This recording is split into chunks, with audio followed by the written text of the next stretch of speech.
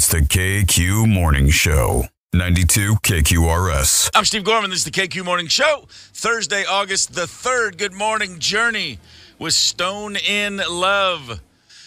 In real time, let's just lay this on the table. When Journey was taking over the world, late 70s, early 80s, yeah, it was like a point of pride that I didn't like Journey. I hate Journey. Yeah. Corporate rock. I was one of those idiots. Yeah. And boy, an older guy in my school said, man, you should listen to Journey. And I go, no, I hate Journey, man. He goes, no, man, the chicks like Journey. You should listen to bands that girls like. Yeah. And I was like, yeah, what do you know? Huh. Right. I'm going to keep listening to bands no girls like because I'm a dork. Yeah. And Journey played the big concert my junior year of high school, Journey with Loverboy opening. Talk about Chick Magnet Central. Yes. And I was like one of the only people I knew in the entirety of my life that wasn't at that show. And the next morning I'm sitting in school and every guy in school is like, I've never seen more women in one building in my life. And then everybody was like, and it was in Nashville. We're from a smaller town. And a couple guys were like, I was making out with a girl from Nashville. You know, it's like, it was like Fast Times at Ridgemont High became my life for a minute, but I was still watching the movie. Instead of, I was like, oh, man, I should have taken that advice. I really should have liked Journey.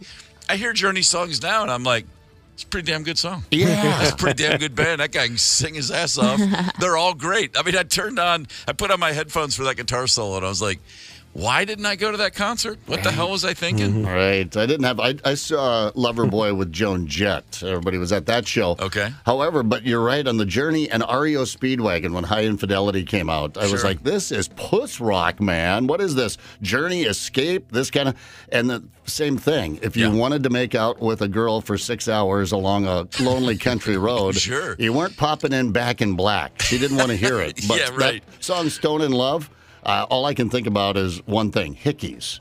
Right there, and REO Speedwagons. I never wanted to hear that again. But I mean, if you had those two cassettes, REO Speedwagon, High Infidelity, and Journey's Escape in your car, sure, you were making out. Hickeys still relevant in 2023 because I've seen several on some kids. I hate hickeys. I do too. And my wife and I went to see Oppenheimer last weekend. We're at a mall, and a couple walked by, and a guy and a girl, high school. Their necks were covered in hickeys. Oh boy! I was like, wow, really? Still? Yeah, they hurt.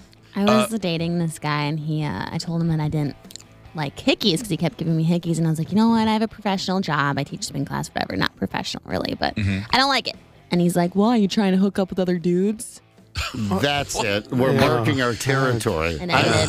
Why don't you just pee on me? Yeah, I mean, a lot of guys can't catch the scent. Has someone else pissed on your leg? Where have you been? That's right. You got to mark your territory. I just had a Strangers with Candy momentary brain. You know, remember that bizarre show on Comedy Central? Loved it. Jerry Blank, pee on me. She gets nervous. I saw the hickeys. My son in high school came home one day and had his collar popped up. And I'm like, what are you doing? What are you like? Did you see an episode of Happy Days or something? No, I'm fine. Nothing. And then I was like, wait, what's going on? And I walked up from behind him and I put his collar down. Right there on his neck, and he wasn't happy about it. The girl had given him a hickey, and he was humiliated. And it's funny because I didn't even remember this. He goes, "You said once, like, never let anyone give you a hickey," and I didn't even know that's what she was doing. She was just like sucking on my neck. Yeah. And he was all pissed off, and I was like, "See, every now and again, you got to take advice, bud." Even when it's from your old man. Even when it's your stupid dad giving you advice. Because sometimes, we get caught up in who's giving us advice as opposed to what the advice is. In fact, that's almost always the case. The guy that told me to like Journey because girls like Journey, I would have never, he could tell me, hey, your hair's on fire. And I would have been like, yeah, right. I thought the guy was a complete buffoon. I wasn't about to listen to him. These things happen. My parents gave me all kinds of advice that even in real time, I was like, are you sure? Really? I don't think so. I don't think that's the case. My dad honestly said this to me and my brother Doug once. Just tell me what happened. I'm not going to get mad. And he said it like that. I'm not going to get mad. And we're like, if we tell you the truth, you're not going to get mad. You're already mad. Yeah. You're going to get, and I'm sure if it went to court, he would have said, Your Honor, I planned to get madder, not mad. There's a difference. He would have said that. That would have been his defense. But I got that one once from my dad. I got it from my mom a lot, and I believed her. Never believed a bit of that from my dad when he said that. No, my dad used to say, afterwards when he, had given us about 10 good lickings on the rear end, he'd say, it was because you guys lied. If you hadn't lied, you wouldn't have gotten mad? So next time you just say, you know what, I've learned something here. I'm just going to tell him the truth. You'd get the lickings again and go, I thought Yeah, but I wasn't as mad when I did it this time. Oh, okay.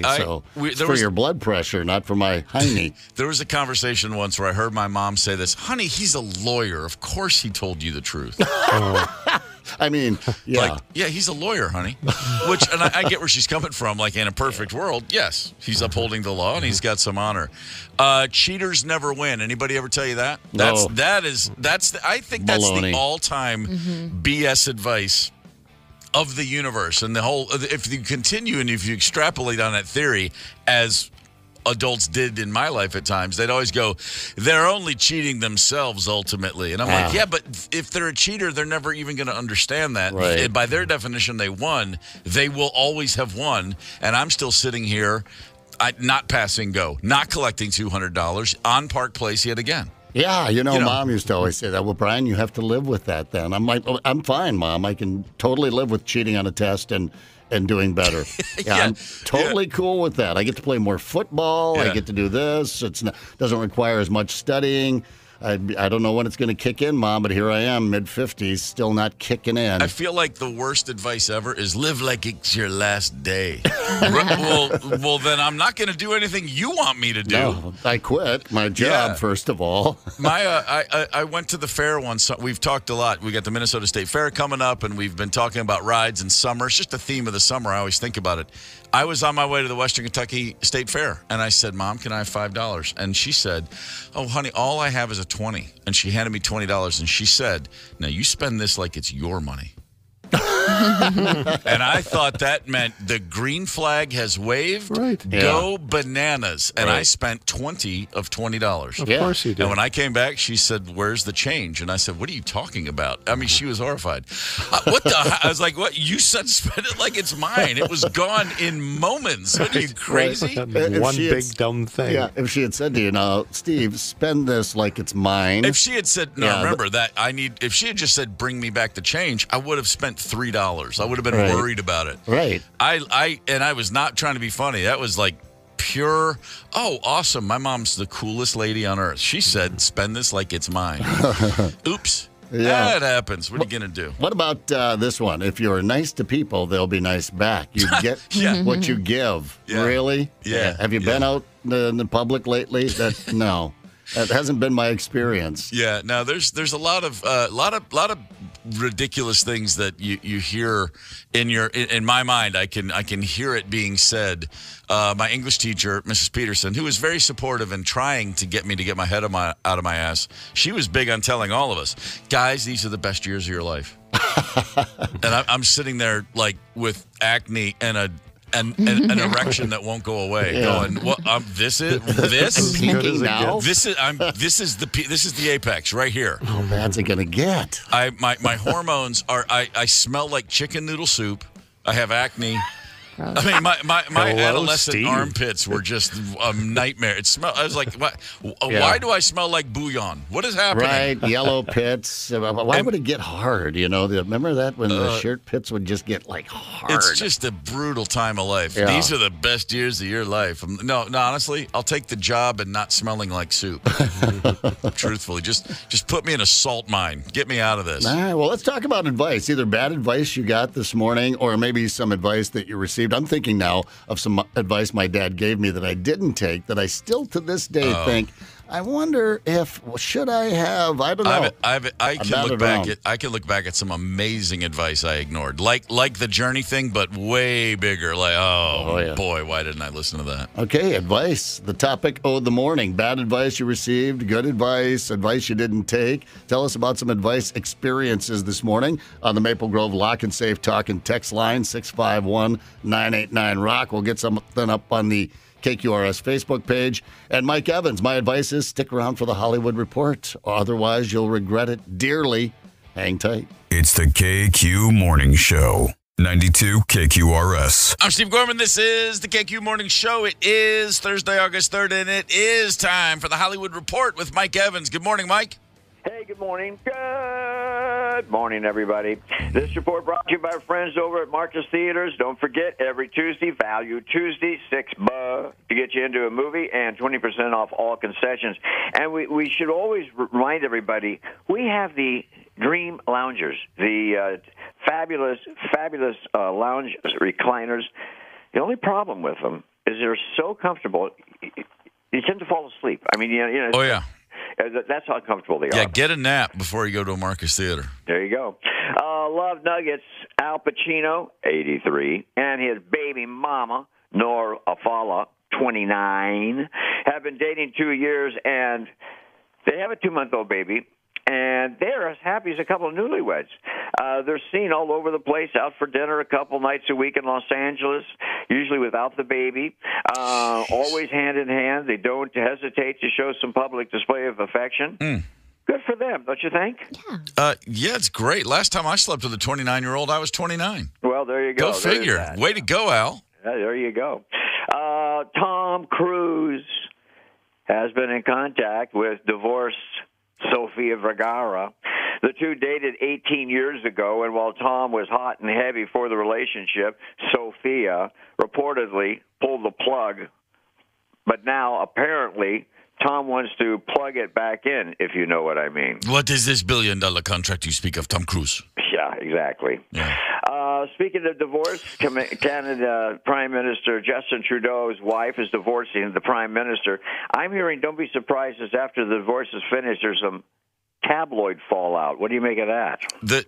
The Prime Minister of Canada, Justin Trudeau's wife, has filed for divorce. That's what you're telling me. Yes, indeed. Oh, there's fodder for days, ladies and gentlemen. Yep, that happened yesterday. Yeah. Oh, man, I was really thinking the Trudeaus had a chance there. Yeah, I know. Actually, I couldn't pull the woman out of a police lineup if I had to, but, what are you going to do? Big news, Screen Actors Guild, the studios, and the Writers Guild will meet Friday, and the scoop is both sides are likely to talk real bacon and maybe settle this dispute. I hope they do. I hope everybody gets what they want. It always comes back to 6 degrees of Kevin Bacon. There you go. Yep. See what he did there? See what he did there? 5 odds and ends. So the story goes that while Cardi B was in concert, she was sweating, and she was saying how hot she was. She wished she could cool off. A guy in the front row threw water on her, only to have Cardi B throw a microphone as hard as she could and hit the guy square between the eyes. Yep. Well, now the guy's contacted a lawyer. Okay, great. Vegas Metro said they're going to open up an investigation. But hell, Steve, I mean, I saw that whole thing. The Dodgers could use her. She had a great arm. Yeah, and by the way, 100% in agreement. If you're Cardi B and you're on stage and you're doing your show and someone throws a drink in your face, I'm fine with her throwing a microphone at the guy. I'm fine with her going and grabbing a kick drum and throwing that at the guy too. Yeah. Don't throw drinks at people when they're on stage. What's the matter with you? Don't throw anything at them. Except she missed him and hit a woman who's suing. That's unfortunate. Yeah, I damn near took an eye out with a drumstick once. Really? Yeah. Oh, yeah. Hit it. Just smacked the guy right in the face, and I had him. And it was not intentional. The stick flew out of my hand accidentally at a rate of about 300 miles an hour. Wow. And boy, as it smacked that guy in the face, all I thought was, please don't go into the eye. Yeah, it didn't. You have a history of that, Mike. He threw some dog poop at a poor woman once. I did hit a woman in the small of the back with a bag of dog poop. Things. What the hell? Listen, I'm just saying, life's funny that way, you know. I give advice, I don't follow it myself. It goes around, comes around sometimes, right? It's true. There you go. Totally true. Hey, if you got a lot of money, on August 15th, Gwyneth Paltrow's guest house will be available to rent via Airbnb. I can't get a price on it. Somebody told me it was going to be about $2,000. I don't think you couldn't pay me enough to spend a dinner with. Oh, wait, you got to pay to be there. I thought you had to be. I thought it was like they'll pay you to sit through a meal with her, which I can't imagine the price tag. No, because that would be prison on earth. Harry and Meghan news. Harry's headed to Hong Kong for a charity event, but she is not going. And Meghan is promising some huge announcement in the next day or so. I did a lot of digging. I can't find out what it is, but it'll be interesting. She says it's a huge announcement. Oh, gosh, yeah. She's going to split the atom, for crying out loud at this point. Maybe she'll just leave, disappear, go away. And here's an odd nugget, Steve. Quentin Tarantino, Matt LeBlanc, Kelly Clarkson, Justin Bieber, Dennis Rodman were all abandoned by their fathers, but all the dads came crawling back when the kids were successful. Sure they did. What do you make of that? That's how that works. If that's what fueled their success, if that's what fueled the rise, then, good job looking out, Dad, I guess. Good dad creeping out, going out the back door, Dad. There's a new show on YouTube called Franchise. It's sort of like the show. Check it out. And please don't forget NFL football tonight on NBC. What the heck is that noise?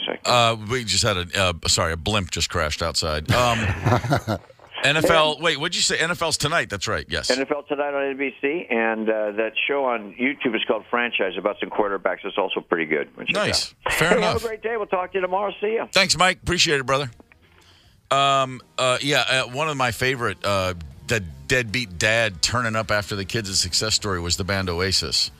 As they were taking over the British Isles, they were in a hotel, and like a tabloid, the Daily Mail, one of those Murdoch tabloids in England, found their dad, who had left when they were little boys, and brought them to the hotel the band was staying.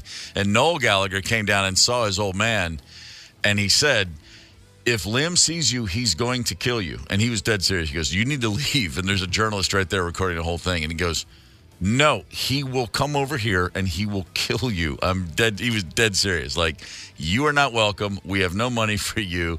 Piss off. And it was a real thing. I've seen Noel interviewed about it. He's funny because they're like, oh, he wouldn't have killed him. He goes, yeah, he would have. He'd be in prison. He would have killed our father, and the band would have broken up.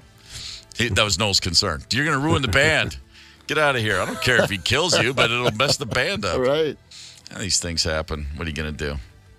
A doctor told me to eat only chicken and cauliflower until I lose 100 pounds. That's on the Facebook page as bad advice someone was given. Right. I only lost says, 90. Chicken and cauliflower. So in other words, just chicken. Call me crazy, but is that not a recipe for some significant gas? Oh, just for sure. chicken and cauliflower. Oh yeah. People are gonna know you're coming. Yeah. Here comes old Deborah. How do you know? Just that chicken and cauliflower musk. Right. Deborah. Coming out of her pores. Probably one of those crop dusting things. You just fart as you walk with every step. The crop dusting. I haven't heard that one in a long time. It's a throwback. Yeah, it really is. That's good old school fart euphemisms right there. Fartimisms. Let's see what else I got on the Facebook page. We're talking great advice, or the most BS advice we ever got. Mike says, stop at the Corn Palace in South Dakota, they said. I'm still waiting for that 90 minutes of my life back. Hey, what? Hey, what's Mike, the Corn listen. Palace? Oh, my gosh. On the way. So if you're taking Mitchell, right? Yeah, if you're taking the interstate on out to Rapid City, they've thrown up a Corn Palace, and it's, the school gymnasium. It's more than that. It has a museum inside. And on the outside, they decorate it with ears of corn. It's a good time. Boy. There he goes. Yeah, it's close. It's close to the farm. I was disillusioned as a kid. It is not made of corn. The corn is adhered to like some tiles and then placed on the outside of the Did you think like the entire building was grown from corn? Of course I did. You didn't think there was 2x4s or bricks or just, it's not an ice palace. It's an illusion. Yeah, it is. It's so it's canvassed and corn, but they make every year there's a big theme, and it's that colored corn, so that it's a theme every year, like Pioneers going west or Tatanka or I don't know, whatever, something like that. It is pretty lame. We call it corn. No, wait. What was that Maize. commercial? We call it maize. You call it corn. Yeah. What was that commercial for? Land O'Lakes butter or something, wasn't it? Yeah, I was going to say the same thing. Why are they discussing maize and corn in a butter ad? I don't get it. I don't get it either, but it is fairly lame. Sorry about that, Mike. Hey, is Land O'Lakes from Minnesota? Yeah. Just occurred to me. Yeah. Hey, what do you know? Yep. Benny, that was the butter of choice in the Gorman household from day one. Good call. Land O'Lakes. And all of a sudden I just hit, hey, wait a minute. I am now in the Land O'Lakes. You're here. It's very exciting. You've arrived. It was summoning me from the early 70s. Come, Steve. Come to Minnesota. Come to Minnesota and give us all history lessons. August 3rd, 1921, the Chicago Black Sox were banned. 8 members of the 1919 Chicago White Sox were forever called the Black Sox as they were banned for life from baseball. They threw the World Series to the Reds. The new commissioner, Judge Kennesaw Mountain Landis. Kennesaw Mountain Landis. That's just a hell of a name for a commissioner. Whatever. It's over 100 years ago. But the movie 8 Men Out by John Sayles, just as good as it gets if you want to get the story of the Chicago Black Sox. On this day in 1960, the Cleveland Indians and the Detroit Tigers traded managers. What? They traded managers. Can you imagine? Weird. Yeah, both teams were like going nowhere, but the two owners were talking, and they said, "Yeah, I think our guys hate the team hates our guy." And the Indians owner said, "Yeah, my team hates my manager." And they looked at each other and said, "Let's trade managers." Didn't do anything. Both teams continued to suck, and both guys were gone within a year. All right, there we go. That's a little history lesson for the day. It's the KQ Morning Show, 92 KQRS. Zep, Tony, Candice, and Steve Gorman are the KQ Morning Show. 92 KQRS. I'm Steve Gorman. This is the KQ Morning Show, Thursday, August the 3rd. In about 30 minutes, we're going to give away tickets to a great show. You're going to want to come back at 7:30 if you leave us in the interim, because you're going to want to try to win some tickets. You're going to want to try to have some fun. That's good advice. That's darn good advice. That's some good old-fashioned horse sense from your buddy Steve. Thank you, sir. We've been discussing advice this morning. Bad advice we've been given. Good advice we've ignored. All around just advice. And by the way, have you ever gotten any unsolicited advice that was actually really helpful or beneficial? When someone comes up and goes, "Let me tell you something," I'm like, immediately, Right. my brain just goes into Muzak mode, and I wait till their lips stop moving, and then I go, "Thanks, man," and then I move on. That's It's just usually me. coming from someone that doesn't, exude like, look how well you've done. Someone, Yeah. look at you. Look at where you're coming from, Why are you giving advice? Every time anyone's ever said the following to me, "Well, that's how I was raised," I'm like, and what are you, Right. the king of the universe now? That's not necessarily, that doesn't mean what you think it means almost always. But speaking of crazy advice or bad advice or good advice, there's never a shortage of new things. New studies reveal, here's some advice for you if you want to live longer and healthier and happier. Oh, boy. Here's the newest one. If you want to lower your blood pressure, okay? All right. Check this out. A study found the best exercises for lowering blood pressure. And by the way, almost half of Americans over the age of 20 have high blood pressure. Almost half. Wow. 3/4 of Americans 65 and older have high blood pressure. Look at what you're eating. Look how you're living. Of course Yeah. you do. Well, Yeah. wow. Okay, Candice. Is there anything you want to add to that? No, I just have low blood pressure. I feel left out. Yours just is wanna- low? Yeah, That's it's not low. good. Like Well, it's not. too low or just healthy low? It's always been low. It's always been low? I'm like a vampire. Does that have something? Is there a connection between that and the fact that we can see through your skin? I've never been explained to why, but that Just makes a rumor sense. on the streets. Rumor on the street. Candice, it seems you have a vampiric level of blood pressure. So anyway, if Candice, ignore this because you're already fine. You're going to live to be 150. For the rest of us who want to lower that blood pressure, 2 exercises are the best. Planks. Planks, as in I'm in push-up position, but I'm on my elbows, and then I don't do anything. I just stay there in the plank forever. Close your eyes forever. I believe Ozzy Osbourne just gave us that advice. Get into a plank and hold it, and that's gonna be a good one. The other one, wall squats. Oh, this was written by a skier. That's the 2 exercises I do nonstop year-round. That's right. Yeah, Dr. Alberto Tomba. Really? Wow, I didn't see his. I'm kidding. It was not Alberto Tomba. I just Tumba. some reason remembered an Italian skier from 50 years ago. Because he was one of the great skiers. Oh, that's why. Yeah. An artist on skis. Is that what he was? Yeah. Oh, right on. Good to know. I really wish I could delete some files in my brain. There's no reason for me to be carrying around that guy's name after all these years. Although I'm sure he can do a wall squat for hours. Oh, yeah. Wall squat's good for me. I both in basketball and soccer, the two sports I played. A lot of wall squats in my life. Yep. So I'm down with those. But those are obviously, never thought about it, for the skier. For the skier in you, the skier that you're not letting out often enough, unless your name is Brian Zepp, wall squat's good for you, huh? Well, you can do it anywhere. You just need a wall, right? And you always think to yourself, I don't have to go for a jog. I don't have to go to the gym. I'm not going to get all sweaty. It's nice and easy. I can watch my crappy TV while I do this. Sometimes I even do it on my phone. So it's nice. And then, about 30 seconds in, when you're thighs are on fire, you're like, why am I doing this? But yeah, it's great. What do you think? I mean, we're not going to turn this into a radio stunt, but how long could you go if need be right now on a wall squat? Probably, 4 or 5 days. No. You can do it while you eat, right? No, don't say that, Brian. No, I don't know. A couple of minutes. I mean, I always try and do like sets of wall squats, a couple of minutes apiece. But if I had to really push it, I think I'd get out there about 3 minutes or so. Wow. Candice, you're a cycling wizard. How long could you knock out a wall squat, do you think? I don't know, Steve. I don't know, Candice. There's only one way to find out. When's the next break? We could try. What about planks? Are you solid with the plank? I hate planks, but you know what is fun? Going around and planking objects and then having your friends take pictures of it. Are we talking about the same thing?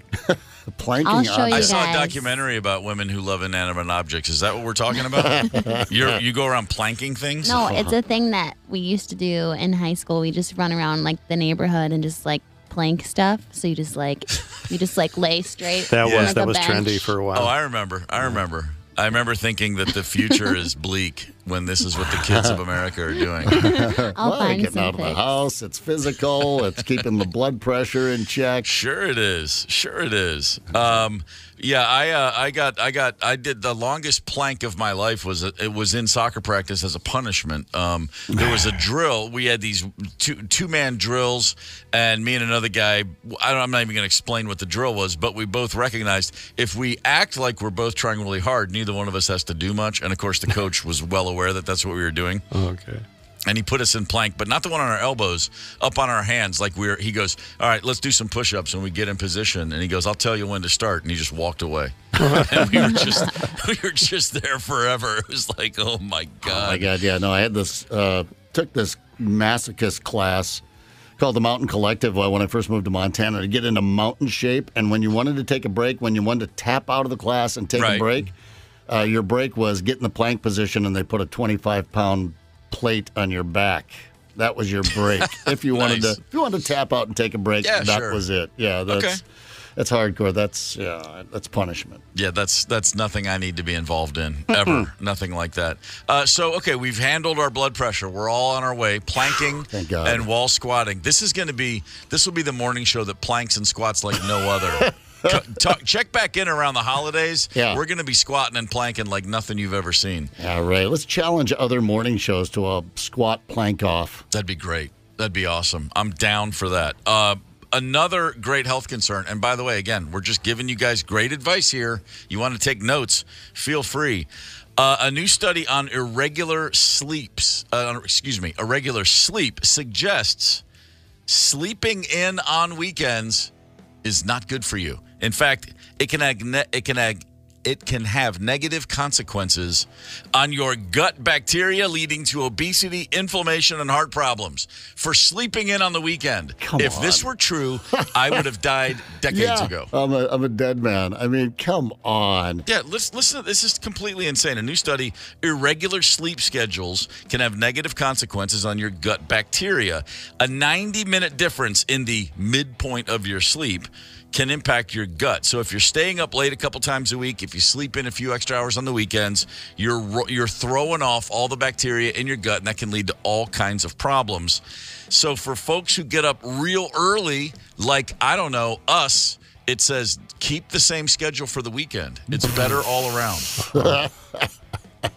I'd rather die today but not sleep in on the weekend. Come on, is everything bad for you? If it tastes good, it's fattening, it's artery clogging. Yeah. Yeah, if it's enjoyable sleeping in on the weekends, you're dead. Well, then I got news for the people behind this study. You know who doesn't care about that? Chauncey Gorman.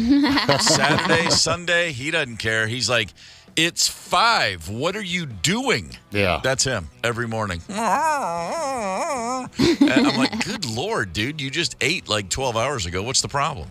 So, yeah, that's not going to work for me. I'm in trouble. The one good thing I think we can probably all agree on, none of us here on the morning show smoke cigarettes because apparently cigarettes are bad for you. Are they? I know that because in Canada now, they have passed a new law. Cigarettes, if you buy them in Canada, will be labeled with health warnings, as in each individual cigarette. Each lung dart will have words on the very cigarette itself. And they say things like, cigarettes damage your organs. I can't even read a cigarette when I'm smoking it. Yeah, really. And aren't you then smoking ink? One of them says poison in every puff. Yeah. Sick. I remember, what was it called? Were they called Black Death? There was a brand of cigarettes that came out in the 90s. It was just called, like, literally Black Death cigarettes. Yeah. And the rockers were like, those are my smokes. Like, I'm gonna own it. I'm going to wear it on my sleeve that I'm smoking lung darts. If you can't get out of it, get into it. Hey, listen, the word's out. We got it. We know. Cigarettes are bad. They showed me 2 lungs when I was just a little kid. That's when I could sit cross-legged. When was that? Like 3rd grade? Those When you could cross your legs and sit good on old the floor? applesauce, buddy. Yeah, right. Applesauce By days. the way, you know what? I can still do it, but when I stand up, I fall down because my legs are asleep. Yeah, right. That's the only variable. Exactly. Oh, there was a nice pink lung in the glass. Remember that one? And then that black, gooey lung that was the smoker. They pounded, and still I picked up the cigarettes. When I went to Ireland, I'm drinking. It's St. Patrick's Day. It's weekend. I'm drinking. I'm boozing. That was that. I was the social smoker when I drink kind of thing. Bought a pack of cigarettes. In Ireland, they put just a big black foot on there, a rotted foot. It looked like it had been burned and it was rotting and pussy, and there was a pool of goo underneath it. It was right on the pack of cigarettes. That's what happens to you if you smoke these. Smoke the entire pack. No, that's what happens if you light something on fire by dropping a cigarette and then step in it. Exactly. Well, rotten foot? I don't know. There was a message on there, too, Wow. which I also didn't read. You know what else I didn't read? My cigarette. Yeah, So, really? yeah, good for you, Canada. What are you doing? Individually. What are you doing up there? You know? Yeah, the word's out, guys. We all know. The people who are still smoking cigarettes, they know what's going on. They're just making a choice. Yeah, half of all prime ministers' marriages end up in divorce, I understand, in Canada. Yeah, that's right. We heard, Pierre, listen, how Trudeau. old am I? Pierre Trudeau. Justin Trudeau. Yeah. Pierre was his dad, whose wife apparently had a little with Ronnie Wood of the Rolling Stones back in the day. Remember that? Really? Remember the stories about Margaret Trudeau and Ronnie Wood of the Rolling Stones having a little, as I like to say? Yeah. A little. So Justin Trudeau, Prime Minister of Canada, apparently the marriage is busted up. Love his on wife's the leaving. rocks. Yeah. Love on the rocks, eh? What was that? Who would love? Oh, Neil Diamond. He's not Canadian. Tell me pour me a drink and I'll tell you some lies. Oh, that's pretty good stuff. Yeah. Anybody want to take a guess at what a pack of cigarettes costs in the state of Minnesota? The average pack of cigarettes, 1 pack right now. Average pack, taxes included. What do we got? Anyone? $25. I was wrong. I was way too high, but I thought they were. I thought they were 15 or so, but I guess they're only They are what? $8.40. And they're bad for you? And they're bad for you. In New York, if you want a pack of cigarettes, you're going almost $11 deep. I am. For a pack of smokes. Right, and people are clearing the shelves. Yeah. Well, They're making them every day, even though in Canada, on the cigarette, it's going to say, there's poison in every puff. I lived in New York for a while. My wife and I lived in New York, in Brooklyn, for a few years back in the day. And I used to walk around and think, now this does kind of feel like a city you want to smoke in. You just look cool in New York smoking. I never did. Yeah, I didn't pick it up, but I was like, but if I were gonna smoke, I'd do it here. Well, let me ask you something. What if you're smoking while you're wall squatting or planking? Is that a push then? Now you're talking. All right. Complete push. Tie goes to the dealer, but in this case, well, hell, look how old we are. We could all start smoking. Candice, not you. The three of us, we could start smoking right now, and we'd be fine. I saw a guy running around the track one time smoking a cig. Yes. Oh, that's He was outside awesome. running track, puffing away. That's pretty fantastic. I mentioned my brother used to smoke. Another thing he used to do is he'd go to the pool and he'd stand at the edge of the pool with a cigarette and he would take a giant drag, hold it, and then he would throw the cigarette out and he would dive and swim one length underwater and come up at the other end of the pool and blow it out. 2 words: superhero. Yeah. It's like, man, that's the coolest man on planet Earth. Oh, I just had my buddy Dwight, who likes to, pull on the tobacco from time to time. Enough with the smoking talk. Ha ha. Yeah. Dwight, you know it's bad for you too, brother. Dwight knows what he's doing. Yeah, you know what you're doing. Yeah, we're not making you feel. Is it making you feel bad? No. I loved we have Philly Dog on the show for years. Played for the New York Jets. Played for the Minnesota Vikings here in town. The 70s, the greatest decade, in my opinion, of the NFL. Sure. And he said you'd walk into the locker room of an NFL locker room, and it would just be a haze of smoke. Oh, yeah, of course. Guys, and they didn't lift weights. They smoked cigarettes and kicked ass. Yeah, that's how that works. Listen, if you've got unfiltered levels of nicotine and tar coursing through your veins, you're just going to hit harder. That's just how that works. And no doubt about it. All right, let's all catch our collective breath and move along. It's time to give right now on the Maple Grove Lock and Safe Talk and Text line. Callers 9 and 2, 651-989. Rock, we're playing yes or BS for a chance to win tickets. Steve Miller Band Sunday at Mystic Lake Amphitheater. Prize provided by Mystic Lake Casino. And our runner-up today, those hairball tickets, Saturday, August 19th at the Isanti Rodeo Grounds. Prize provided by Isanti Fire District. Thank you for that. 651-989-ROCK. Dial up. Good luck and hang tight. This is the KQ Morning Show. That Police song, 1983 Song of the Year to a lot of people. In 1983, there was an awesome band from this very city known as The Replacements, and their album, Tim, which came out in 1985. Getting ahead of myself. Tim will be re-released a 4-CD, 1-LP deluxe box set with a ton of unheard tracks, a full concert from 1986, outtakes, B-sides, etc. For anybody that's a fan of The Replacements, like me, that's pretty great news. Yeah, that's great news. I believe, and I have the worst memory, please correct me, but I think one of the Ramone brothers produced that one. I don't know. I think so. Honestly, that's a great question. I've got to go back through I'd have to do some Googling on that one, but that's what I recall from Didn't the Tim they just album. name that album after one of their friends? They may have, and I know that Bob was Stinson, and that one was that was his last album he recorded with The Replacements, and one of the Ramone brothers. That's what I was remembering. Yeah, Tommy Ramone, but his name it was his actual name was listed, but yes, he was one of the Ramones. That's right. That's right. That's right. Rings a bell. But he talked about Bob was in such a tough state back then with the booze, and that he would just sort of come in and just, bang around on his guitar for a little bit, and then they would find little places to fit it into different songs. But yeah, just an amazing album. Another great Replacements album. As good as it got in my life in rock music in the 80s and Replacements, just in any context, Tim is as good as it gets. That's very exciting. You know what else is pretty exciting? The fact that we're about to give away some tickets, by God. Steve Miller Band is at the Mystic Amphitheater Sunday night, and we've got 2 tickets for a couple of people on hold who are about to step into the squared circle that is morning radio competition. Tony, what is today's game? This is our version of the Octagon. That is bull. Yes. And I say that is bull. Oh my God, that is bull. The answer is yes. The answer is yes. Oh, I don't believe that. Okay, here we go now. The game is Yes. Yes! Yes! bullshit. The KQ Morning Show presents Yes. or BS.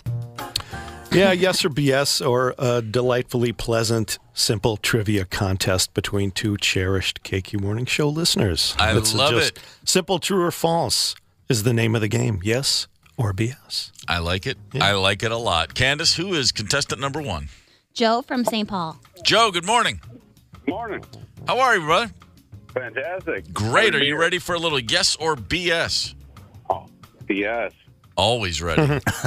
Born ready, says Joe. Let's do it, Tony. Okay, your first one is very simple. Pufferfish venom can cause hallucinations. Yes or BS? Oh, BS. No, I'm sorry. What? It is true. Yeah, totally. That's what I'm on this morning. Pufferfish venom. Wow, I pufferfish venom. I only do stuff that's illegal now that pot's legal. Who Yeah, I'm wants to strangely bother? a intrigued. pufferfish can bite you and put venom into your bloodstream, and then you can go trip balls. Yeah, I guess so. I think they have the spikes, don't they? They Good blow to up know. and they have those spiky. That's what it is. Yeah. Okay, good to know. Number 2, platypus milk is drinkable and nutritious. Watch your mouth. Disgusting. What do you think? So- Yes or BS? God, it's got to be BS, right? No, sir. Killing it. It's all about the platypus milk these days, boys. How do you milk a? No. It is. Are we And- out of cow milk? Oh, quite nutritious. All right. Just not as popular in the stores. Number 3, Game of Thrones is based on a series of books written by George Michael. True.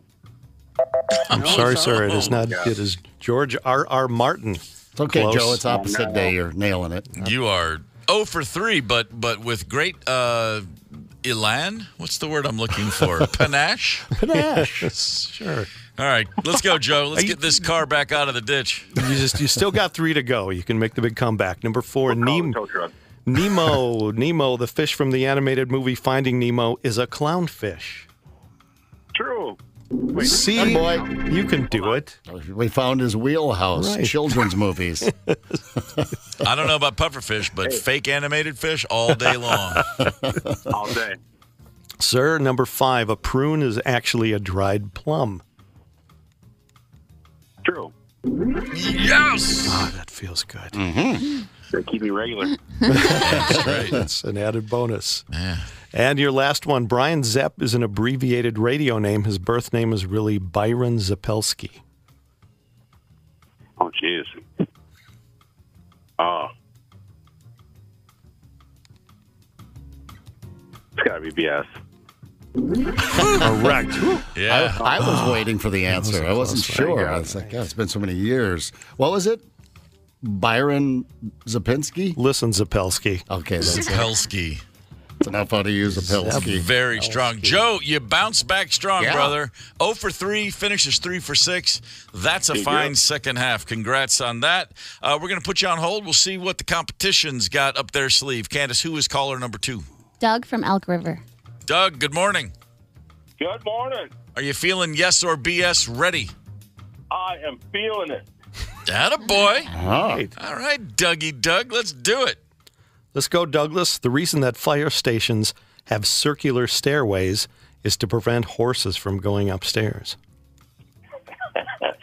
BS. I'm sorry, it is true. Back in the day when horses pulled engines, horses were stabilized on the ground floor, and they figured out how to climb the stairs. How about that? Holy I smokes. had no idea. I know. It's fascinating. Well, we're stunned silence. Yeah, this is We're all hard. looking at each other going, wait, what? Yeah, Doug's like, okay. All right. All right. Let's go, Doug. You Number got this. 2, Campbell's Chunky Soups actually glow in the dark and can be spotted from a helicopter if you eat a bowl in the evening outside. That's got to be BS. You're right. That is. Weed was just legalized. I just did some thinking, some free thinking. It's actually Progresso soups that glow in the dark. Yes. Oh, that's salt. Number 3, if you play music around a wheel of cheese, particularly hip hop, the cheese will have a stronger flavor and aroma. I'm thinking that's not true. BS. I'm sorry, that is true. What? Come on now. Studies have been done, and that is true. And particularly hip hop music Studies gives a stronger flavor and aroma. studies at the Bovine Hip Hop Institute of Northern Wisconsin. What the hell are you talking I about? know. Some people are paid to do this. Wow, go figure. Play music around a wheel of cheese. All right, Doug, you didn't get that one right, but don't worry, because all of us missed it, so you're in good company. I'm feeling better about it. All right, All right, 1 sir. for 3. You're still in this game, brother. All right, in 5th grade, Steve competed in his school's talent show as a magician, billing himself as the Great Gourmando. I'd have to say, yeah, that sounds like Steve. No, I'm sorry. Wow. No, I'm sorry. That Hey, didn't- hang on. No hesitation. I get it. Stay on the line, Doug. We're talking during the commercial break. I got a bone to pick with you. Gormando. Jeez. Settle down, Gormando. Sorry. You're right. He is magic. All right, in Seinfeld, the character Kramer, his first name is Coco. That's BS. Correct. It Attaboy. was Gormando. What was it? That's Gormando, no? It wasn't Coco. Cosmo. It was Cosmo. Cosmo. Correct. Hey, speaking of Kramer and characters, I have a friend named Joe Davola, and the character Crazy Joe Davola really? was named for he knows Larry David, and Larry David called him and said, "Hey, I'm using your name in the show." That's hilarious. He was like, "All right, go for it." Oh my God. Can you give And then- Larry David my number? I can give a guy who once knew Larry David your number. I can't promise anything's going to come from it. Shoot. All right, Doug, you are 2 for 5. If you get this one right, we have a tie.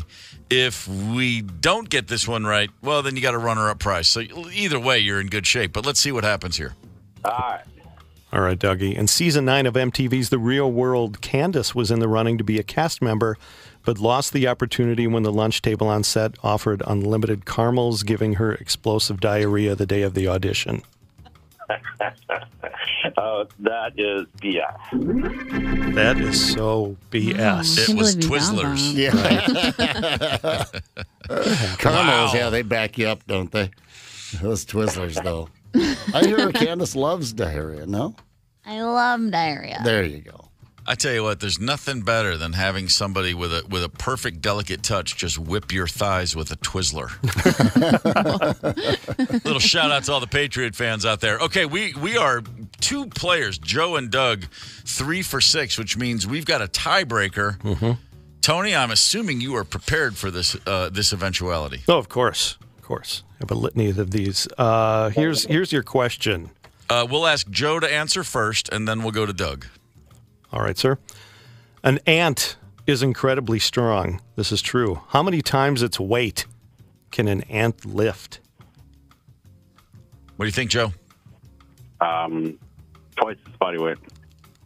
Twice his body weight. Is it twice or 10? Let's go with twice.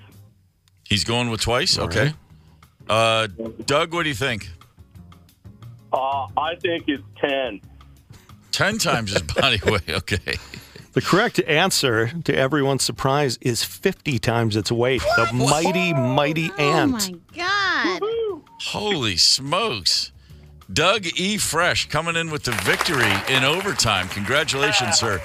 Hey, Joe, all is not lost. You have picked up the runner-up prize today. You have tickets to see Hairball Saturday, August 19th at the Isanti Rodeo Grounds. Prize provided by the Isanti Fire District. And Doug is the winner. Right. Steve Miller Band Sunday at the Mystic Amphitheater. Prize provided by Mystic Lake Casino. Congrats, gentlemen. Thank you for playing. Thank you very much, KQ. You got it. Good man. On behalf of the rest of the morning show and of course yours truly, the great Gormando, we appreciate you calling in. Yeah, I'm still reeling. There's a few of them in there. Horses not being able to walk up circular stairs. That makes sense. The cheese wheel one is blowing my mind a little. Yeah, I don't get that one. The hip hop, huh? Yeah. All right. Tested all genres of music. I don't know if I'm going to take my cheese. I mean, I'm curious about the flavor. I guess I'll have to download some hip hop. Next time you have a wheel of cheese at your disposal. Yeah. I always do. Man, wheel of cheese. Keep one nearby. Hip-hop. Yeah. Who knew? Who knew? When I think cheese, I don't think hip hop, but maybe I will now. I know. The spare tire on my vehicle is a wheel of cheese. If I get a flat, I'm screwed. But I always have my wheel of cheese nearby. It's important. It's very it really important. is important. Don't count out the calcium and the vitamin C you get from a wheel of cheese. No doubt. Well, while the U.S. women's soccer team may be underperforming in the World Cup and their three-peat is in question, one woman has brought a big win back to the U.S., and it's pretty disgusting. We have that with audio at 8 o'clock. Hang tight. It's the KQ Morning Show, 92 KQRS. Zep, Tony, Candice, and Steve Gorman are the KQ Morning Show, 92 KQRS. I'm Steve Gorman. This is the KQ Morning Show. It is Thursday, August the 3rd. As a follow-up to something Brian Zepp said earlier, yes, Brian, the U.S. women's national team in the World Cup is going for their third in a row. Yes. You were correct, sir. back-to-back titles, going for number 3. Spoiler alert, it ain't going to happen. No, you don't think so. So Not a it's, chance. Boy, there's been even. I saw Carly Lloyd was being a little. Thought they took the tie a little. Yeah, no, I got no time not a Carly for her. Lloyd fan. This is a coach problem. It's a U.S. soccer problem. It's not a problem with the women on that team. This Vlatko, this new coach is just they got no strategy. They're out there. They're running around like a bunch of women who aren't going to win the World Cup. How about that? Well, there's been some talk that perhaps they've gotten a little arrogant. I mean, again, these are from former players on the team. Yeah, Carly Lloyd, she's just a piece of work. Don't get me started. She's a great player, no question about it. But that team faces pressures and has things put on their plate that no other American team's ever had to deal with. They've done it spectacularly well for decades, and Carly Lloyd's just, she's a sore winner. That's what she is. Who do they have? Sweden coming up here? Yeah, Sweden's pretty tough. Like middle of the night, 2 o'clock in the morning or something? Whenever it is, I'll be watching because that's just the affliction I have. Soccer jerk from day one. That's me. I don't know. It makes you a jerk to get up in the middle of the night. No, I'm just one of those. I'm one of those guys in the 70s who was walking around as a kid going, "You watch, soccer's going to be big here one day." And then at some point I stopped saying that because I realized I don't care. As long as I can watch soccer, I'm happy. Well, it's where it's at today in the United States, in large part due to that United States women's soccer team. So any gains it's made has largely almost single-handedly couple things attributed to that team. The women's success for decades. Also, the FIFA video game. It's the greatest sports video game there is. Oh, it's great. And I have a 23-year-old son. He grew up playing FIFA with his friends. They all know every player on earth, every great player in every league around the world from playing that game. Not unlike me in the mid-'90s, I suddenly was aware of everybody in the NHL because of Sega hockey. Yeah. From playing Sega hockey, I had an understanding of rosters and who was who in a way I never had before. So that's happened with soccer. That is just the best sports video game. That and Madden are the two that every kid of my son's generation ever played. One competition that we've all been a part of, not officially. I never went out for the team, but I've certainly I've shared my skills with people in a variety of contexts, and that is my ability to work up a good burp. We've all competed in this, whether wittingly or otherwise. But yes, there are belching competitions. Yeah. And the United States of God bless America's back on top, baby. Can you do it on command? Me? Well, there's my answer. I can't do that swallow the air thing, and then it just gets trapped, and then I hiccup or something. But yeah, no, I can't do it on demand. But that's a good one. Sorry, I'm not going to keep going. It's just I just wanted to flex. Just a bunch of rank amateurs compared to this woman, Kimberly Winter of Spotsylvania, Virginia. Hold on, let's stop right there. Spotsylvania, Virginia. Good old Spotsylvania. Great Scott. They crank out the big burpers. It's like a farm system there when it comes to belching. But yeah, there's that town outside of Cincinnati that's known for the great high school football program, and then in Spotsylvania, Virginia, it's all about the burps, baby. It's just all chili and carbonated beverages in that town. I don't know what you would associate. Now, you've obviously played in a lot of rock bands, been in a lot of rock shows. They use decibels. They talk about decibels. Kiss, at one time, was the loudest band in the world at like 120 decibels. Yeah. They said that'd be like a 747 taken off, standing next to a 747. I know that a lawnmower, like a hair dryer, those are between 90 and 100, generally speaking, like a push mower. I know every once in a while my smart watch, will say, "Hey, man, it's too loud. You've hit your decibel limit. Tone it down." Yeah, it's got one of those. I can't figure out how to turn that off. It turns out every time I roll down the window in the truck, I'd stick my hand up. You know how you kind of throw your arm up there? Yeah, that's when it goes off. But Kimberly Winter of Spotsylvania, Virginia, blasted out a belch that hit 107.3 decibels. 107. Yeah, that's good pipes on a motorcycle. That's your Vance and Hines pipes right there. Yeah, 110 is like a car horn. Yeah. Holy smokes. All right. So here it is. You'll hear her breaking the record and just her introducing herself, that princess, our champion, Kimberly Winter. My name is Kim, or better known as Kimmy Cola on TikTok, and I just broke the world record for women's loudest burp. That's not Well, it. I've kind of always known that I was able to burp loud. Ever since I was a little girl, even growing up, everyone was so loud. What I do to prepare for a big burp is I just take a deep breath in and try to manipulate that into something monstrous and magical.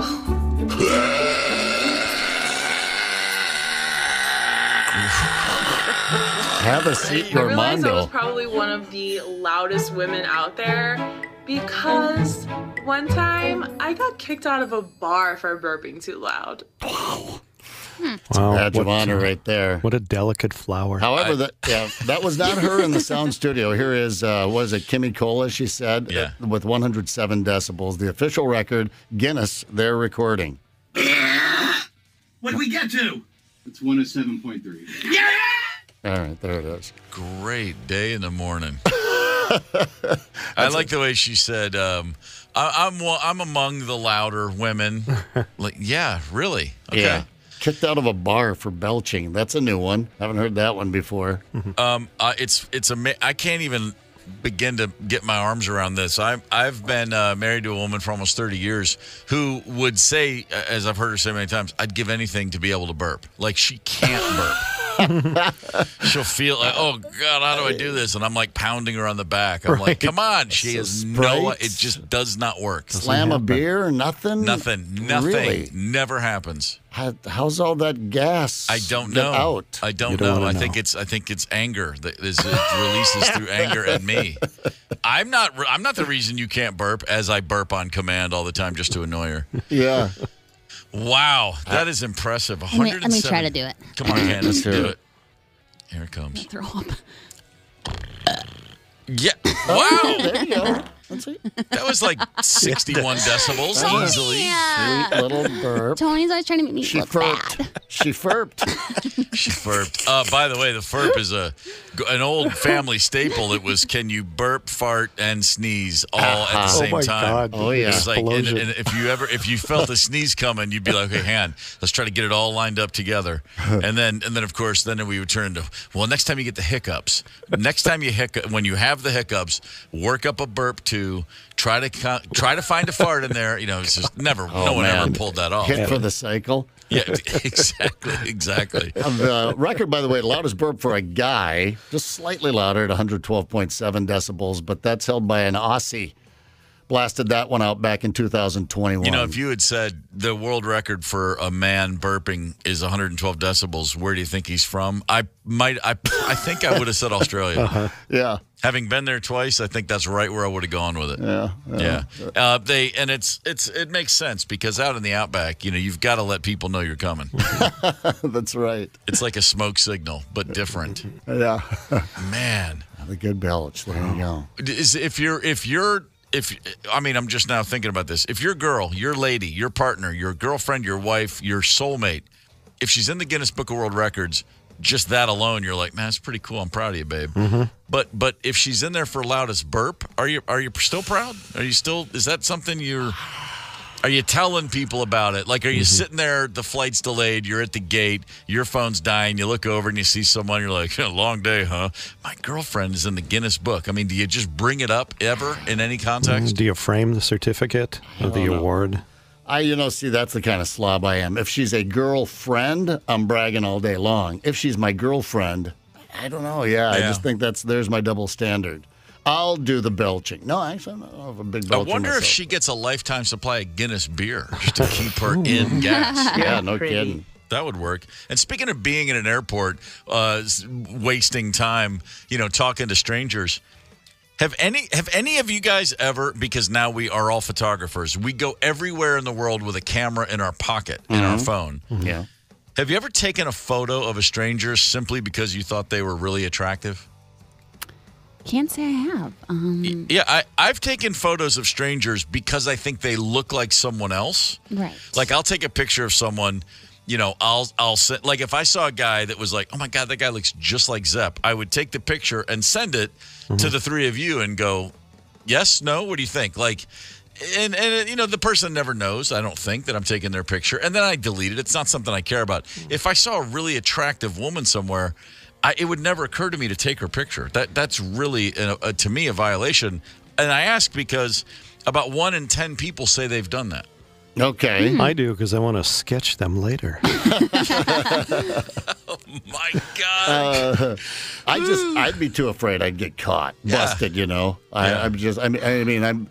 I sometimes do looking anyway, so like when he's standing, there's a clock above your head. I don't know. No, I don't think I've ever done that one of all my deplorable behaviors. I'm surprised. Yeah, I mean, Right. I'm really creepy. You're really creepy. I think we. I feel like we should do this. All right, we'll just start. All right, we'll compare. I'll go out and over the next. What are we taking? A little vacation coming up here. When we get back from vacation, while everybody's sharing their pictures, we'll just share the pictures we've creeped out on of people that we've.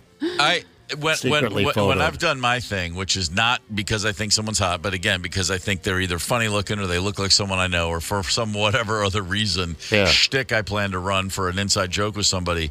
I do know this. I think I'm terrible at pretending to be texting, but while taking a photo. Like if you look at someone on their phone, they're moving it around. You could be the subject of a million pictures and it would never occur to you. But when the person's actually doing it, I'm convinced you can tell. Because now that I'm picturing this, I feel that thing I feel when I'm doing it, which is just one hand, not two. No, two hands because I'm pretending to be texting. Your eyes go but up why and is down. my phone up here? And should I drop my reading glasses and as I bend over, my phone goes up as I bend over? Like, how should I make this happen so it looks natural? Yeah. And so far I've not been busted. But now that I'm talking about it with you guys, I'm really realizing like, oh yeah, it's a whole thing I go through, which is I've got to make it look like I'm not taking a picture of this stranger. No doubt. You know, I'll tell you, I don't think I've done this behavior, taking the picture of the stranger, but you know, I have done this, and I bet I'm not alone because it happened not that long ago in a store. There was some side boob. She was reaching up on the shelf there, a little side boob, and I walked past, caught a little side boob, and then did that, I forgot the Doritos, and turned around to walk back to get another glance of the side boob. You know, you circle back for another look, that kind of thing. Yeah, so I've done that. Well, yeah, I mean, side boob is what side boob is, as side boob does. I think that's what they say, right? No doubt about that. I mean, you're gonna go back around. Hang on, I know it's the white cheddar cheese. Yeah, that's what I want. That's what she said was on that list. Someone super attractive. You don't want to just stop and leer, but you do a lap, come either back around the aisle or and then you. All right. Yeah, I know I'm not alone there. We've all been there. Yeah. One place I've been also, by the way, just a quick fun note from the land of, again, it's summer, State Fair coming, a lot of theme parks out there. We're talking about rides and things throughout the summer. Santa Claus, Indiana, that's a town. I've been there. And in Santa Claus, Indiana, there's a place called Holiday World. It's an amusement park. And they also have a place called Splashin' Safari. So it's the amusement park with roller coasters and stuff, and then the water park that's attached. It's been around since 1946. And if you go to Holiday World, you are either in Christmas land, Halloween land, Thanksgiving land, or 4th of July land. Like the parks, the park is celebrating the 4 key holidays of the year. And then there's a roller coaster and there's a Ferris where they got all the rides, a bunch of roller coasters. And you go there, it's a pretty good park. One thing that is the first place I ever saw that had like unlimited soft drinks. You buy one Coke and then you're just refilling all day long. And, the lines at the bathroom reflect that because everyone's just over-caffeinated and just got so much Coke in their systems and, soft drinks. It's kind of gross, actually. Anyway, speaking of gross, they've got a new roller coaster they're building in the Thanksgiving section of the park. It's called the Good Gravy. It's a gravy-themed roller coaster. Whoa. How does that work? You have to race against time to help Grandma make her famous gravy and save Thanksgiving dinner in a car shaped like a giant gravy boat. Are we overreaching here? Let's listen to the promo. Something savory is coming. The silver has been polished. The turkey has been stuffed. The table is set. And the gravy is gone already? Good gravy. How did we run out? It's time to go over the river and through the woods. Oh, boy. To Grandmother's house we go with Good Gravy, America's graviest coaster. Oh, Jesus. So I mentioned the free soft drink refills. I'm just going to put it out there. give me a tumbler of gravy and put me on that ride, and let's watch what happens together. The meatloaf! Come on, man. Let me just sip gravy while I walk around the park. I know. It seems kind of like I'd do it. I'd do it in a heartbeat. I love a good gravy. All right. What about pizza? You love pizza? Everybody loves pizza. I love pizza. Do you love pizza so much you think you could be a pizza influencer? I mean, that's really amping it up there. That's tip of the spear pizza lover right there. Some pizza slice online place is looking to pay a pizza influencer 6 figures a year to eat and dig pizza and share it with everyone. We'll tell you all about it at 8:30. Hang tight. It's the KQ Morning Show. 92 KQRS. This is the KQ Morning Show, Thursday, August the 3rd. Everybody likes pizza. You know, you might not love it, but everybody likes it. Pizza always works. There's never a time when you're with a gathering of people and no one ever says, oh, no pizza. I mean, it's always okay at worst, right? I mean, it's like the Woody Allen line, pizza's like sex. When it's good, it's great. And when it's bad, it's still pretty good. Yeah. Right? I mean, I think we're all in agreement there. But this is, but here's a new one. And, of course, it makes perfect sense. I'm actually surprised we haven't already seen a story like this. Zepp, pizza influencer. Am I getting that right? Yeah, pizza influencer. This place is called Slice. Is that the thing? A delivery app called Slice. Have you used it, Candice? Oh, no, I'm sorry. There's a place called Slice in the cities, not the app. I'm sorry. I was wrong. Again. Oh, okay. Well, I don't know if they're associated or not, but yeah, there's just an app called Slice. It's in some of the big markets. I don't know if it's here or not. I know it's a big thing out in New York. But they say that you don't necessarily have to be in New York to get this pizza influencer gig. Okay. It's basically a social media marketing role. We see these coming around all the time, right?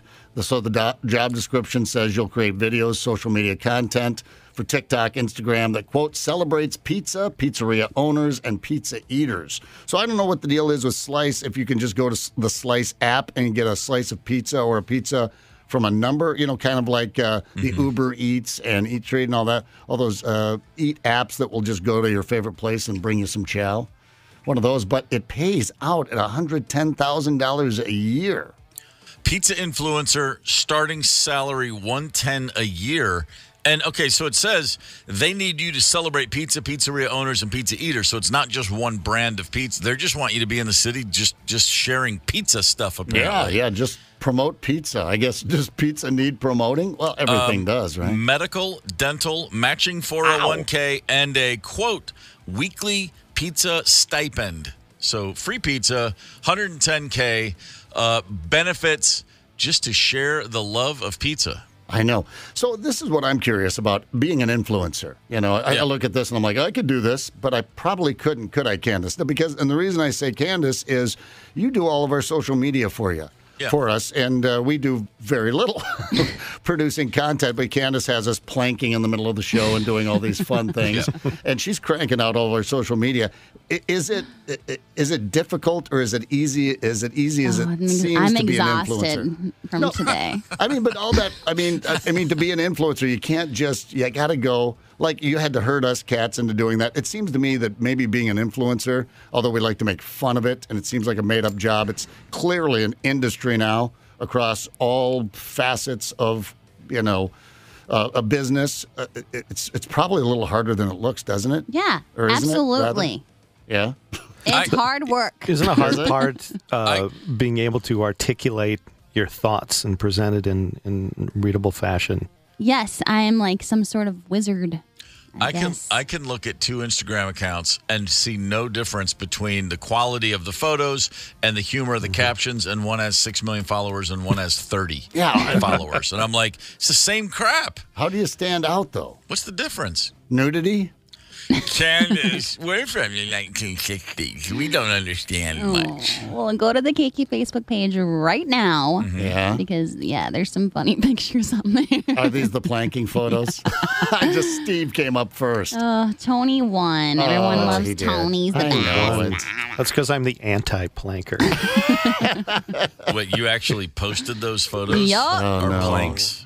Yours is good. I thought Steve was going to win because he's on like the corner of a table. Then I thought Zepp was going to win because he's way up high, climbed all the way up there, almost broke his leg. But then Tony is just stealing the cake here, man. I know, but you're actually in a plank position. You're planking. The rest of us are trying to hold it. Oh my God! I feel like I want to. I want to redo. I didn't get nearly creative enough. Yeah, Tony. It's all Tony. Yeah. It's all Tony. All right, we are going on the roof in the next commercial break. Let's bring back the ice bucket challenge. Okay. Whatever it takes. I just want to feel like I'm a part of a thing. I don't care what that thing is. I tell you what, let's ice bucket while planking. Yeah. Let's see who can hold the plank with a bucket of ice water thrown on them. We got to give the people what they want. I think we should give the people what they want, especially, I was thinking about earlier, we were talking about advice that we've been given that was nonsense or advice we've ignored. And going back to, somebody somewhere looked at their kid and said, yeah, it's great you like pizza, but you're never going to make a living loving pizza. Someone said those words. I don't care that you know the difference between this sauce and that sauce. You can't make a living at it. And now, apparently you can. The discernment between which type of mushroom goes on that slice, that's going to give someone $110K a year. Cheese pizza just for me. Yum. Also, but I got to go back to the bad advice thing we've gotten in life, because we have talked about things that we've heard people say and things that people have said to us, and just. Again, and I love to tie in themes throughout the course of weeks and weeks. Candice's buddy Rick Springfield, he had a song called "Don't Talk to Strangers," big hit song. Don't talk to strangers. Think about that. Think about if we never talk to strangers. I know. There's a context there. If you're a little kid, they say not to. Right. Stranger danger and all that. But don't talk to strangers. I was told that repeatedly throughout my life at certain times. Don't and it's do like, it. well, okay, then I will never meet anyone new. I'll never know anyone. If I don't know something, I can't ask someone. Right. It's a weird one. It's where you just accept that. Don't talk to strangers. No, I'd say go ahead. Talk to strangers. Yeah. Just, watch yourself. Don't get in the car with strangers. Don't drive off with strangers, How about this one? Did anyone ever say this to you when you were a kid in school? Well, once you're an adult, no one acts like that anymore. Everybody grows up. Is there anything more nonsensical than that? Because everybody's the same. We're all the same. We have different experiences. We're in a different place in life. But a lot of people don't change. People don't grow up. Or they get worse. Gets more heightened. That's, actually, I know people that are more childish as adults. Yeah, that idiot from high school, he's got a car now and a credit card. Right. And it just makes it all worse. Don't and you might yourself. Just turn it into a living. You never know. There's still radio jobs out there to be had. There are still radio jobs to be had. There are also still people, case in point, a 30-year-old man, not a kid, a 30-year-old guy in Florida was just arrested. You want to know why? Because he missed his flight. And you want to know what he did about it? He told the woman at the gate, she said, the flight's closed. I've closed the door. I can't let you on. He goes, I'm going to miss the flight. You have to let me on. She goes, no, sir, you're late. The door has closed. That's the rules. He said, oh, yeah? Well, then I'm going to blow this whole thing up. Oh, good move. Yeah, good call. I'm going to take you all out. That was a quote. Oh, wow. And then, just doubled down on the threat. A 30-year-old sober man bomb threat because he was late for his own flight. All right. Well, just, put him in that dark room and just throw away the key for a long, long time. He was picking on someone in high school. That kid went home, complained, and that kid's parents said, don't worry. He's going to grow up. We're all going to grow up. And, they'll be friends someday. No, not exactly. Not with a hoople head like that. Here's the thing. I have a temper. I have a well-known temper. I've been told that I need to seek anger management. I have done some anger management. I still have a temper. I blow up all the time. However, never have I ever gotten close to being so angry about something like getting on a plane or anything, really. Think about something that would just really drive you crazy. I've never been so angry that I felt like I had to threaten him. Because when you yell bomb in a frickin' airport, you know what's going to happen in 2023.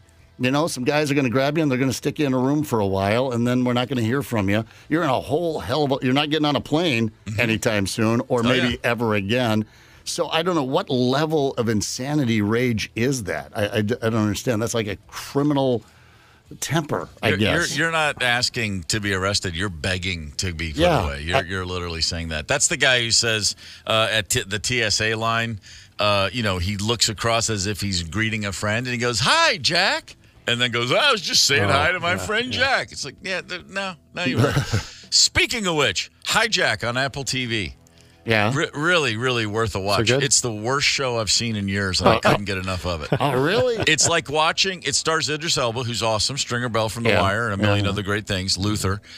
But it is like a show from the 80s. It's like about as smart as an old TV show that they used to write when they knew nobody cared, but it was on, so you were going to watch it. It's so ridiculous.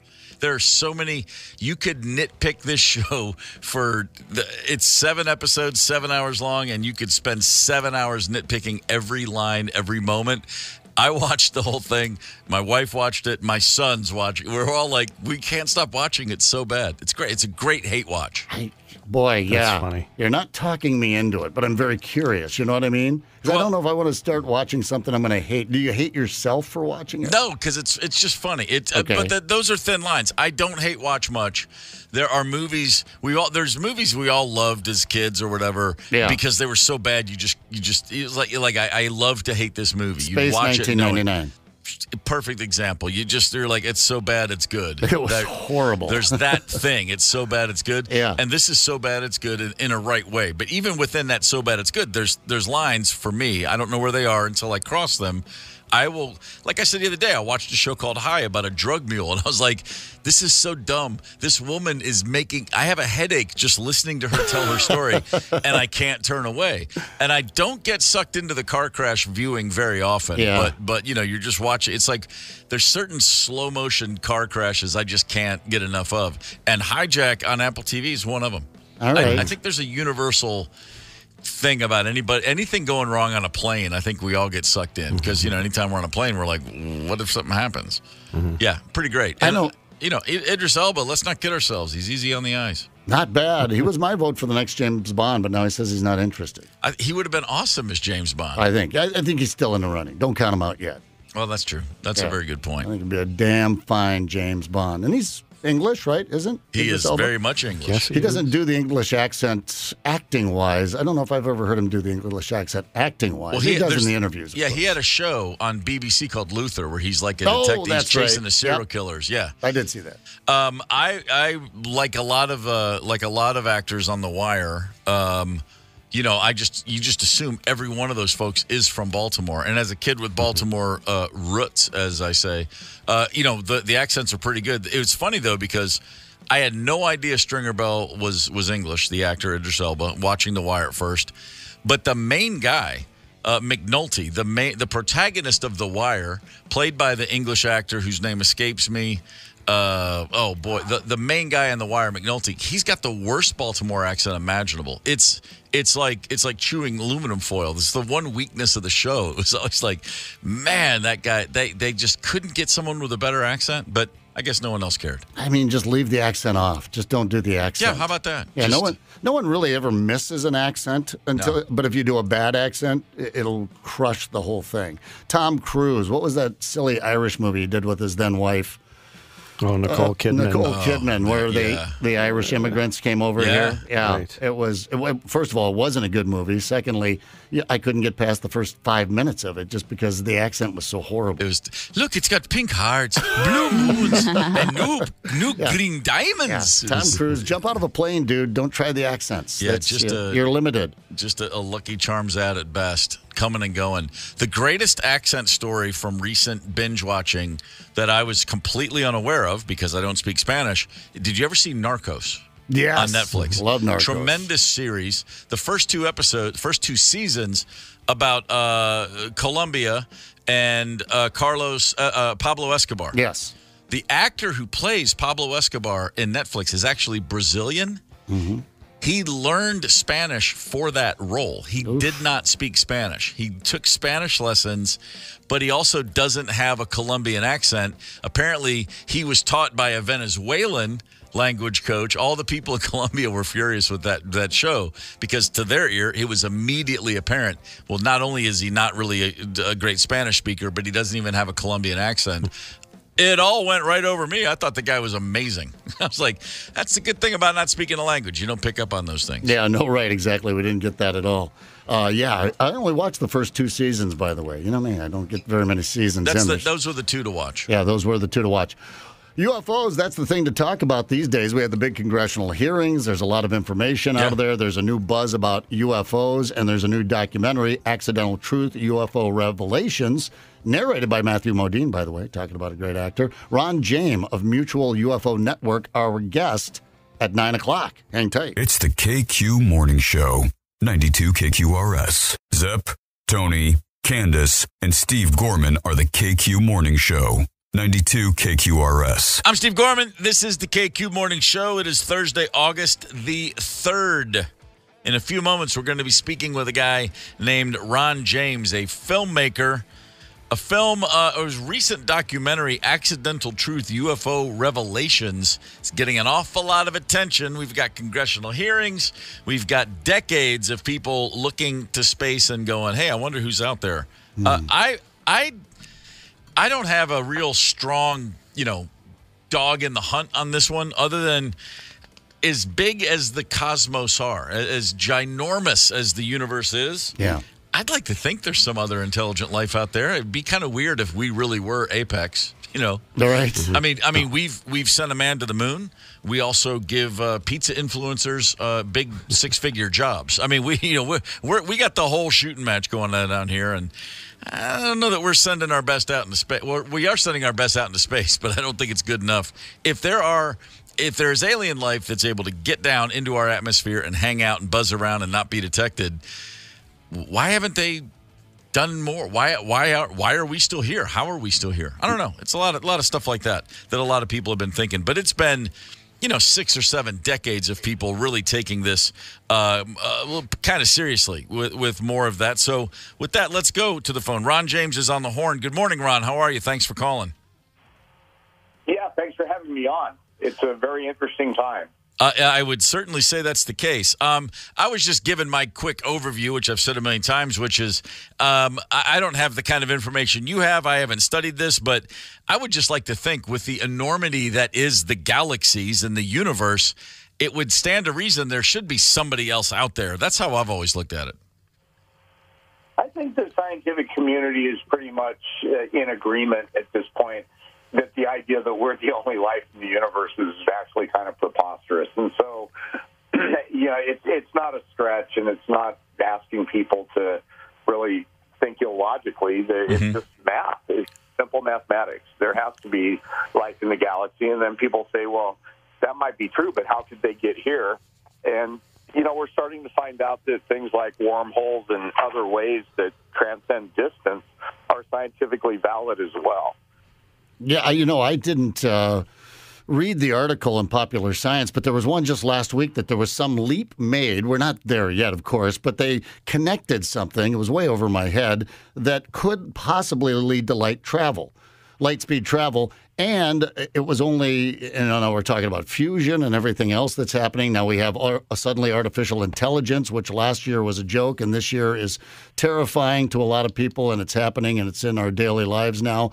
So those old things that we thought, well, we're never going to be traveling at warp speed. That's ridiculous. That's Star Trek stuff. It all breaks apart in the molecules and everything. But things are changing so fast, it's very conceivable that a lot of these things could happen, which means another civilization could have found it. I guess what frustrates me is it's this hiding, and it's here, and is it there, and are we guessing? Is that person crazy? Are they legitimate? I guess I'm waiting for one of those Independence Day moments when I walk out of the house and everyone's staring up at the sky and wonder with their mouths agape, and U.S. Bank Stadium is floating above my head or something.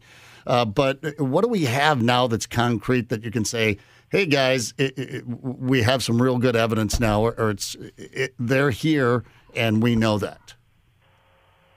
Well, people that are in this field, and I'm the media relations director for MUFON, which stands for Mutual UFO Network. It's the oldest and largest organization studying this, 55 years now, over 175,000 documented cases that we've researched. What's happening now is that we have a certain amount of evidence that the things that this David Grush guy came out and said, that we have recovered craft, we have recovered materials, we've recovered biologics from these craft. We know that this is true. And in my film that just came out, it's called Accidental Truth, UFO Revelations, narrated by Matthew Modine. It is, and it's available everywhere, Amazon, Apple, etc. But we lay out like literally a case for a jury that this is all true, and we provide actual government documents where they admit that they have been studying materials recovered from UFOs of non-human origin, and they even talk about these materials and some of what they were able to discover. And there's a huge paper trail about this stuff, and the whole thing that we're being told from 2017 when they admitted the government was studying UFOs, it's pretty much a lie, because the new narrative is Project Blue Book ended, and the government had no interest in the topic until the program that was revealed recently was enacted. But that's simply not true. The study of UFOs, the recovery of crash debris, reverse engineering programs inside government and industry, this stuff never stopped, and frankly has gone quite a ways. And we're being told a new story that's trying to whitewash that past, which is a shame. But look, it's real. It's happening, and it's only going to become more obvious in the near future. Ron, do you think with the rise of more disclosure stories from credible sources, what ultimately will come from it, do you think the government will continue to cover up secrets, or is it part of the process to attempt to ease the population at large to acceptance of the truth? The government finds us, and when we say government, what do we mean? Back in the days of Roswell, back in as far back as 100 years, there was a group put in place to manage this information and to decide how it was going to be handled. And they made some bad decisions, and now they're having to scramble and cover themselves and escape culpability for what literally could be a crime against humanity, keeping this secret. And so the technology and the current day is forcing them to have to do some sort of disclosure. But they're writing the playbook themselves. And we're probably never going to get the entire truth, but at least we're hearing, the basic truth that, we're not alone in the universe, and there's non-human intelligences of possibly many origins, forms of life we don't even understand yet, that are interacting with us. And, it's about time, because people have known this for a long time. People that have investigated it and studied it have known this, and the evidence has been overwhelming. And humanity needs this knowledge to help it collectively help all of us kind of figure out where we're going to go next and how we incorporate this into our daily lives and how we treat each other and how we treat the planet. Ron James is with us on the KQ Morning Show. The new documentary, Accidental Truth, UFO Revelations, is available. You can stream it on just about every streaming platform. Ron, this is your 7th feature-length documentary. You've been doing this a while. Was there an incident or an article or a movie? Was there a moment in your life much earlier in life where this light switch was flipped? Was there an inciting incident where you went, this is what I have to focus on? I was doing, when I first got into video production, I started my own production company and kind of later in life, and I got very tired very quickly of being part of the machine of, hey, Discovery Channel's in town, maybe they'll hire you to carry their gear. That didn't interest me. And I was hired to live stream a UFO conference in 2007, and getting to actually meet some of the people that I followed. I was an armchair UFO guy, kind of had a casual interest. And then all of a sudden, these guys that I see on TV I was talking to them. And I started to realize that this is the biggest deception ever perpetrated on humanity. And if I was going to devote my video career to anything significant, then this was a good thing to do. And so, I've made several feature-length pieces about UFOs. And Accidental Truth is like, I didn't want to make another documentary until I could add to the conversation and move the ball. Mm-hmm. And that's what I've done with this film, I honestly believe. I think that we lay out this case in such a way, the headlines that we're seeing on the news are literally ripped from this documentary. David Grush coming on and saying there's aliens and craft and materials recovered. We explain that in detail to the public in our film. And I've been told by members of the intelligence community that have pulled me aside that this film really was a bit of an earthquake in the world among people that are in the know, and we've left them nowhere else to go. They have to start telling us the truth. And if I did that and I helped make that contribution, I've done my job. Ron, let me ask you a question. Tony here on the morning show, he's had a couple of sightings, really impossible to explain things that he's seen in the night skies. Have you yourself ever seen something that you would classify as a UFO? Nowadays you can go out there with a really good set of night vision goggles and you can see things that you can't explain. To have seen something like that you could qualify as a UFO, that's not a hard thing to bring about. To actually have like an experience, which is a phenomenon that's happening more and more to more and more people. Mm-hmm. I have not had that happen to me, and I think that if there's a hand of fate, my destiny here on the planet is to be able to deliver information to people in a journalistic, objective way. And I think that if I would have had some of these experiences that I know other people have had, it might be harder for me to do that. So it's part of my job description to not really be too deep into the experiencer world. You mentioned the group MUFON, which is tell me what that's an acronym for again, please. That stands for the Mutual UFO Network. It's an organization that is 55 years old next year. There's 7,000 plus members worldwide, and we're the largest and oldest civilian organization studying UFOs. And their charter is the study of the UFO phenomenon, the scientific study of the UFO phenomenon for the benefit of humanity. We literally have almost 1,000 field investigators all over the world that if there's a UFO case that warrants investigation, we're the people that can put boots on the ground to go check it out.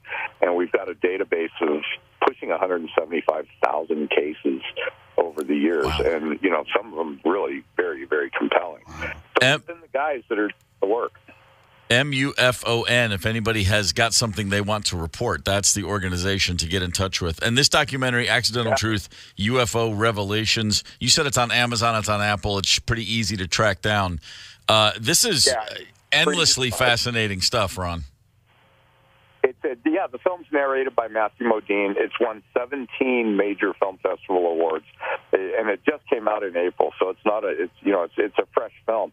But anybody that wants to understand the UFO topic, whether they're an expert or they're just a casual observer, this film will bring you up to speed. And I recommend people watch it because things are about to unfold faster and faster, and it's about to get very, very strange.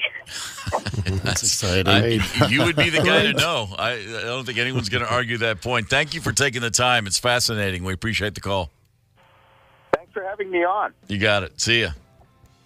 Love it. Yeah, there have been such, like I said, so many things are leaping here technology-wise, just here on good old planet Earth, and then the UFO stuff hasn't just kind of kicked back up. There's been a lot of new information. I am curious, though, when we talk about physical evidence, biological and material, and eyewitness sightings from credible sources, do you think, Tony, and maybe I wonder if they get into this in the film, and we didn't have time to ask him, but if, say, our government officials are in contact with, it's one thing to have some evidence, they're visiting, and they crashed here one time, and we have this, and we have that. But do you think they're in, I don't want to say collusion, here I'm going all Men in Black, but do you think they're in communication? Yeah, I do. I think it's influenced the technology that we enjoy today. But the program goes so much far and deeper that it's above our government officials. It just seems like so much is happening right now with nuclear fusion on the cusp. And it's not going to be commercially available for maybe another couple of decades. But the fact that was just always, that'll never happen, and now we're talking about it's going to happen. Remember last year when we were talking about artificial intelligence? No, because we weren't. And now this year it's like, I've got an app on my phone. Tony, it's changing everything. I view you as a credible source. As you should. You're a reasonable fella for being as weird and wacky as you are. I know. Remind me quickly, you had a sighting that's kind of really freaky. Oh, I've had several, but there was one. But I'm always looking too. Right, there's one you told us about. It was an odd shaped set of lights that came in. Tell me what was that again? Oh, my first big one that got me really stirred up. I was watching. There was what I thought was just a gigantic star in the sky, and it turned red, and it started to revolve, and it went up into the sky, then it stopped, and it split into two, and one of the lights continued to go upward, and the other one continued to spin and went to a great speed off. And away and into where the were sky. you when you saw I this? have to watch it out the window of my house. Oh my goodness. I remember my dad, too, at the time, who was the ultimate skeptic, just the opposite of me. And he said, well, I just turned the patio light on. I'm like, yeah, that was it. That's exactly what I first time you've ever turned the patio light on? The light shone through a spider web. Yeah. I've just been always obsessed with that stuff. Yeah, sure. Reading Chariots of the Gods by Eric von Däniken. And I think just seeing The Great Gazoo on the Flintstones was a great influence. We've all got that first step, and for some of us, it was the Great Kazoo. That makes perfect sense. If you need any more evidence, it's on the KQ Facebook page this morning. Tony actually planking with a terrestrial, an alien terrestrial. What? Didn't know it was going to happen either. Yeah, I didn't expect to see it. Now I'm a believer. I'm one of the monkeys. You should see the outtakes I got. So moving along to sports and music history and other nonsense at 9:30. Hang tight. It's the KQ Morning Show. 92 KQRS. I'm Steve Gorman. This is the KQ Morning Show. If you're just joining us, we had a conversation with a filmmaker named Ron James. He's of the Mutual UFO Network. His newest documentary, Accidental Truth, UFO Revelations, is streaming everywhere. And, boy, that was a fascinating conversation. The podcast of this show is always available, I guess, shortly after we go off the air. If you miss any part of it, you can go back and listen. That's got my brain spinning, ladies and gentlemen. I haven't spent a lot of time in my adult life honestly thinking about alien life and are we alone in the universe? Because as I said earlier, I just assume, well, there's got to be somebody else out there. We can't be the smartest folks in the galaxy, can we? So sad. I think it would be sad. But that was pretty fascinating to me. And now that I'm hearing about Tony's sightings again, it's got me thinking, maybe I need to spend a little bit more time outside at night. Good for you. I'm bringing you into the light. You're bringing me into the light. I'm looking forward to it. I'm looking forward to winter when it gets darker earlier and I have more hours in the day to see stuff. Although when we find out, when there's definitive proof, when they come out of the sky, like I said, at U.S. Bank Stadium, hanging over our heads, then what? All the fun's gone. Then what do? You punch in, you go to work. What's changed? What's different? Well, let's hope that's all there is. It's like after Christmas and all the presents are open. It's like, I got all this cool crap I'm not going to use. Well, you're assuming they're going to come here and be cool. I'm assuming they're going to come here ready to kick some ass and take some names. I'm prepared for that. Let's hope. It reminds me of the movie They Live. Maybe they're already here, and we just need those glasses, those Rock and Rowdy Piper. We need the glasses to see the alien forms amongst us.